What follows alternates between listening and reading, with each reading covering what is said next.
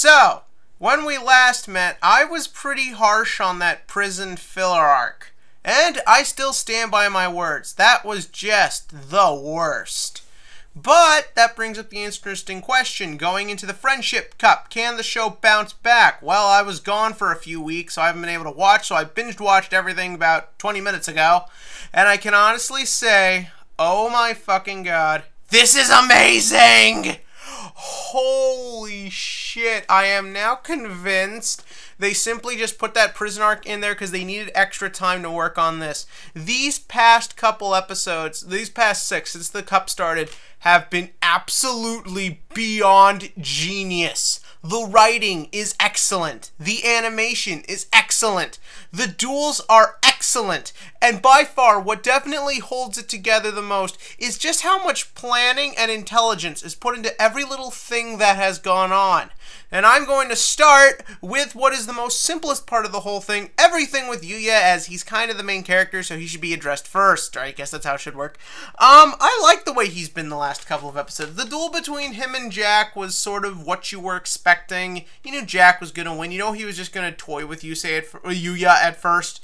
But it was still exciting. The new Red Dragon Archfiend is a cool card. I am sort of disappointed Rune Eyes, after barely getting used, doesn't even have the effect that if it's with Pendulum Summon monsters, it can't be destroyed by card effects, which is such an amazing ability. So that was sort of pissy and annoying, but you knew Jack was going to OTK him. I mean, it's Yugioh. That's how you win. I am sort of finding it a little ridiculous that Yugioh could get thrown off a motorcycle and then land hard on the pavement and not die, but hey, it's meant to look cool, and it did. But what I really love is how small Yugioh is in all this. Like that scene after the accident where he's just pacing his hotel room, hoping that Yuzu can hear him yell. It such signifies just what is going on with this character. He's just a kid, and I love that they play up that he is a kid. Usually in anime and movies like this, the thing they often do is they claim he's a kid, they make him the right age, he has a school uniform, he does all the school stuff, but very rarely do they ever maintain that he is a child going through all this. This show has no problem letting you and reminding you that Yugioh is a kid going through something kids should not go through. He is in the middle of something very dangerous, something very dark, and all he can do is just scream and hope someone will hear him like a child often does. I thought the scene worked perfectly, and it really fit. And I'm also glad they didn't shoehorn Yugioh into everything else that's happened. Honestly, this whole arc so far kind of just feels like a Doctor Who episode. They've just sort of came in right when things are about to go insane, and now they're going to have to be the ones who hopefully solve it. But everything with the way they are representing the city, and the rich versus poor. I know I made fun of it when we got to the city, but I love it. It's excellent. It does it better than most shows that are attempting to do this type of storyline. Because what most shows tend to fail at when doing the top versus the 1% type thing is they forget that if you're going to put in big thought-provoking ideas, you have to think them through. Many of the time, they just sort of shoehorn them in there and just expect that, oh, here's smart ideas, so therefore you'll just think we're smart. No. Yugioh knows how to present everything in a way that is smart and is intelligent. All the examples, everything with Weber, I forget his first name, was fascinating.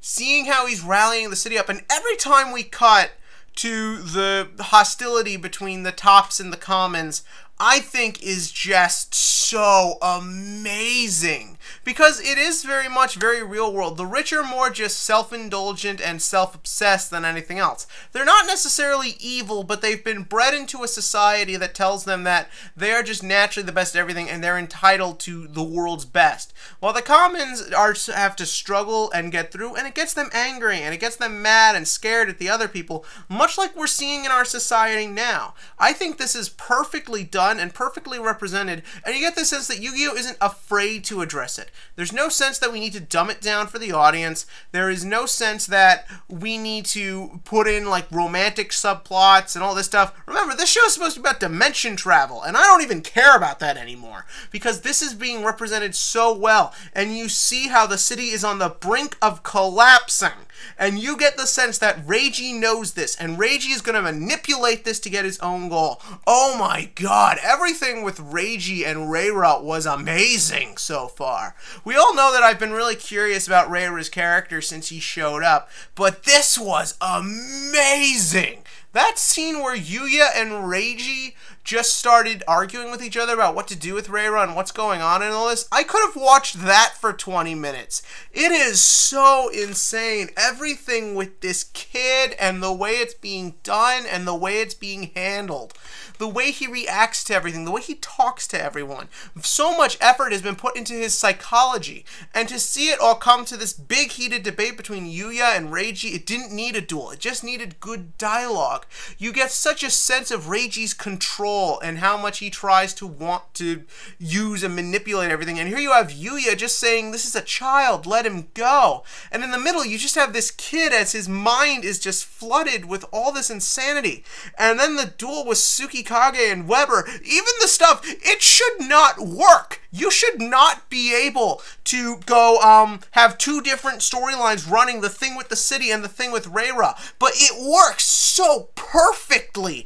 And that is because you are just seeing everything from this kid's perspective. We know Reiji isn't going to just abandon Reira like that.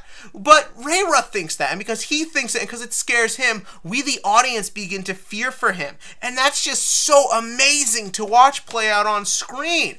And plus the way Reiji is manipulating Tsukikage's lost, you just start wondering, was all this planned?